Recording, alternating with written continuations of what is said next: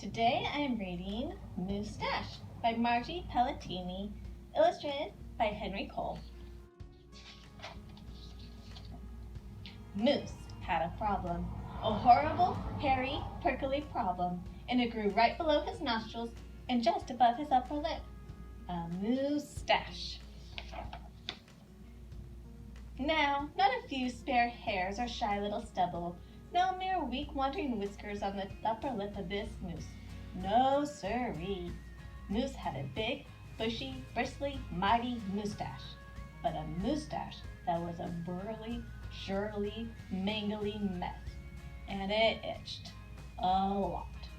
Sure, he plucked and he tweezed, even clipped, snipped, and teased, but his combs were still cowards, and his brushes rebelled. His scissors simply surrendered. Moose was in a frizzy tizzy. The moustache was completely crimping his style. He was a great hoofer, but he could barely bop and hip-hop with the moustache going flip-flop. He was a wonderful chef, but he simply could not fillet his souffle with all those whiskers in his way. And he was a daring skier, but how could he downhill race with the mighty moustache blowing in his face? Moose had to do something, and soon. But what? After days and days of much serious thought, Moose got an idea.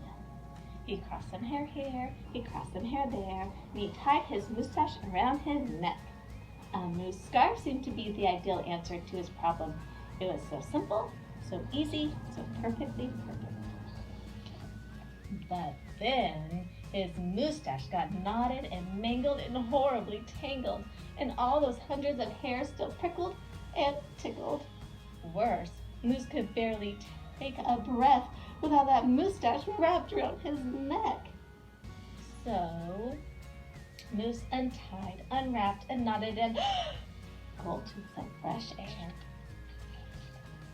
He got another idea. He parted some hair this way, he parted some hair that way, and he heaped all that moustache up top of his head.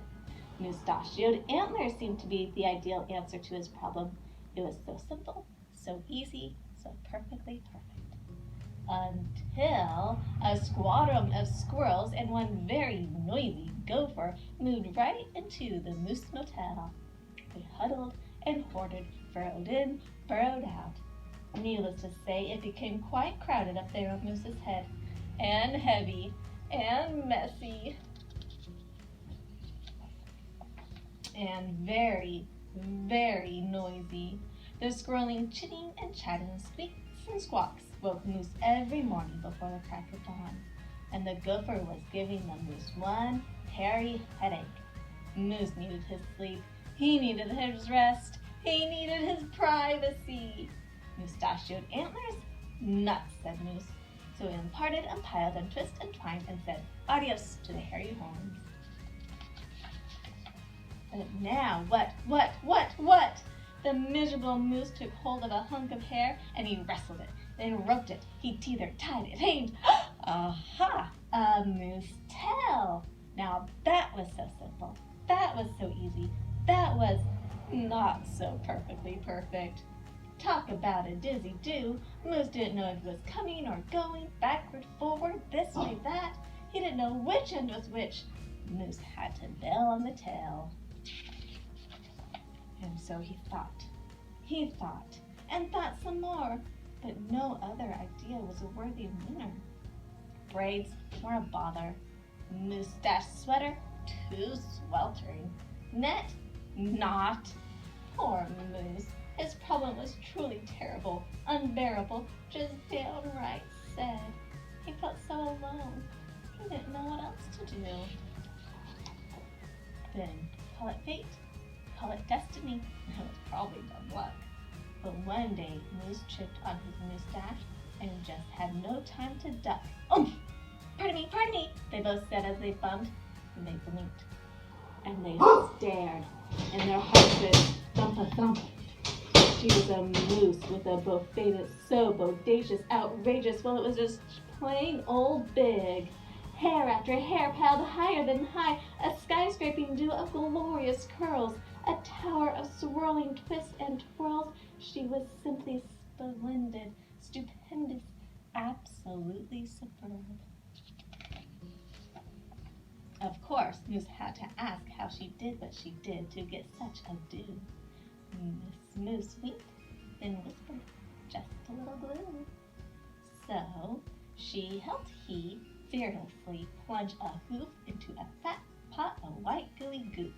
Then carefully, oh so carefully, they glopped, and they plopped, they pasted, and they pressed, they coaxed and curled every truly unruly wayward whisker. Around and around they tweaked and twirled those horrible hairs until Moose's once mingling mess was now a wondrous winding wave of marvelous Moosetache. Moose gazed in the mirror and smiled a broad moosey smile. He was so happy, so glad, just giddy with glee. He looked dashing and handsome. Moose gushed, "Is that really me?" With not a care for one hair, the moose pair boogied and bopped.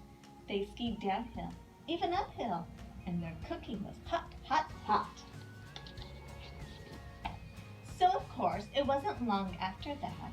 Moose and his Moosetache and his beautiful bride foxtrotted and tangoed and walked down the aisle. Good hair days, bad hair days, they vowed to love and to cherish. And with hearts heaped with love and pots filled with goop, they both sighed, "I do" glue, and promised never to part. It was so simple, so easy, so perfectly perfect, and it stuck. The end. I hope you enjoyed that story and have a wonderful day.